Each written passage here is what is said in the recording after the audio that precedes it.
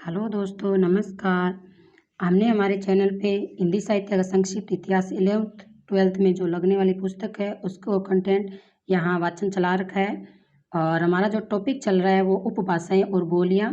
और ये topic net JRF, school lecturer, school level और सभी लेवल में ये जो कंटेंट है लगता है। और आने वाले सभी एग्ज़ाम के लिए यहाँ चलाया जा रहा है टॉपिक। और जिन भी विद्यार्थी को पढ़ना है वो कंटेंट पढ़े। और उपभाषाएं और बोलियां हमने पढ़ रखी है। इनमें से हमने पश्चिमी हिंदी चला रखी है, तो पश्चिमी हिंदी हमने पढ़ ली है और पूर्वी हिंदी हमारी चल रही है। तो मैं ये यहाँ से हमने पढ़ लिया था बघेली तक। अब हमारा जो नेक्स्ट है वो छत्तीसगढ़ी पढ़ेंगे हम।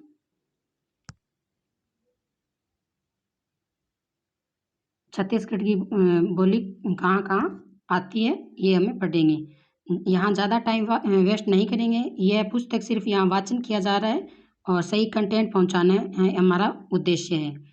मध्य प्रदेश का कुछ हिस्सा छत्तीसगढ़ कहलाता है। इससे अलग राज्य का दर्जा मिल गया है। यह बिलासपुर, रायपुर, दुर्ग, कांकेर, नंदगांव के आसपास बोली जानी जाती है।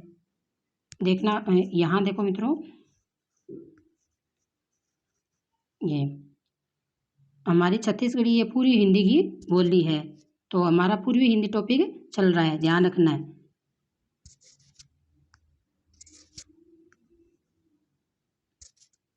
हाँ, अब पढ़ते हैं।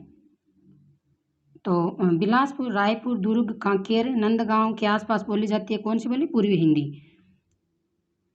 छत्तीसगढ़ी का लोक साहित्य अपने आसपास अंचल में ही प्रचलित है। इसका कोई विशिष्ट साहित्य उपलब्ध नहीं है। अब पढ़ते हैं मारवाड़ी, जो पश्चिमी राजस्थान की उपभाषाओं की बोलियां हैं। मारवाड़ी पश्चिमी राजस्थानी राजस्थान प्रदेश के पश्चिमी क्षेत्र में मारवाड़ नाम से बोली जाती है। जैसे जोधपुर, फलोदी, जैसलमेर, बीकानेर, नागौर, पाली, सिरोही, अजमेर, किशनगढ़ के कुछ हिस्सों तक यह बोली जाती है। लोक साहित्य में मीरा के जो पद है वो रस और तथा रस साहित्य, डिंगल भाषा, ये सब राजस्थानी भाषा की साहित्य है। डिंगल पिंगल वाली लैंग्वेज है ना, ये मीरा के पदावली पद सब। जयपुरी, जिनको ढूंढारी प्रदेश भी कहते हैं। राजस्थान के पूर्वी भाग में जयपुर, टोंक, डिग्गी, मालपुरा, किशनगढ़ आदि में ढूंढारी बोलते हैं और ढूंढारी कहते हैं। इनकी एक शाखा हाड़ौती के नाम से भी जानी जाती है। ध्यान रखना, ये दक्षिण पूर्वी हाड़ौती आता है, लेकिन ये ढूंढारी ही उपबोली मानी जाती है। जो झालावाड़ के कोटा, बारां हाड़ौती क्षेत्र में बोली जाती है। तो ढूंढारी जयपुरी भाषा हाड़ौती क्षेत्र में भी बोली जाती है, ध्यान रखना है। ऐसे ही क्वेश्चन आते हैं।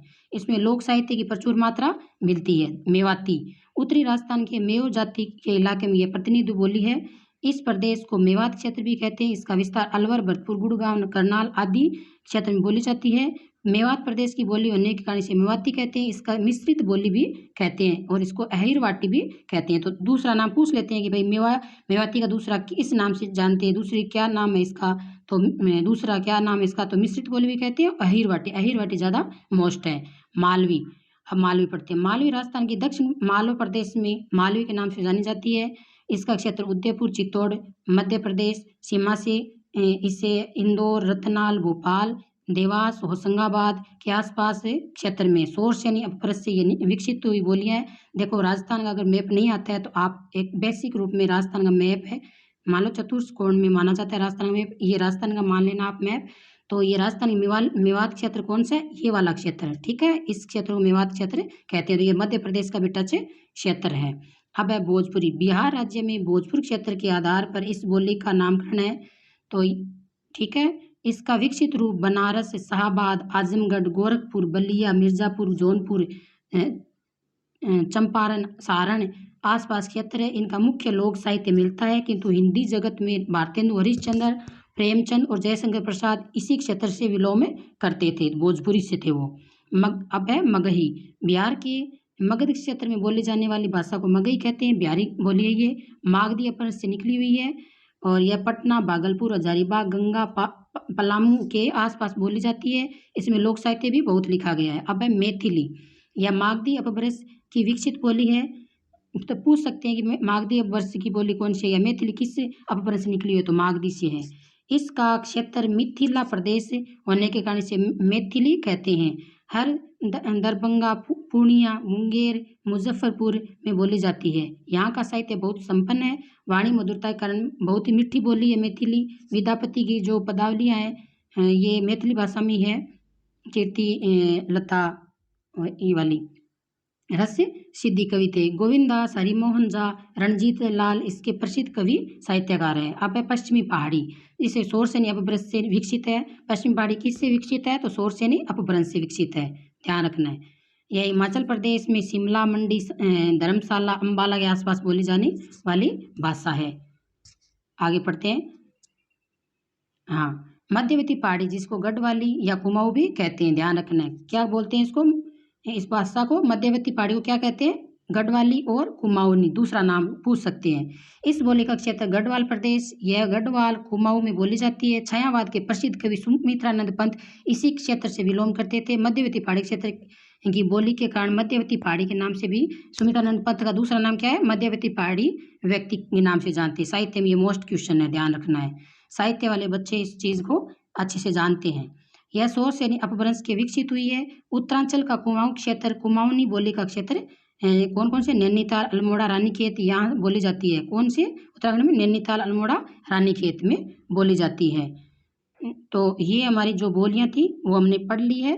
अब आप आगे पढ़ेंगे कि हिंदी साहित्य का इतिहास का प्रयोजन क्या है, यानी हिंदी साहित्य लिखने का प्रयोजन का मतलब है उद्देश्य क्या है।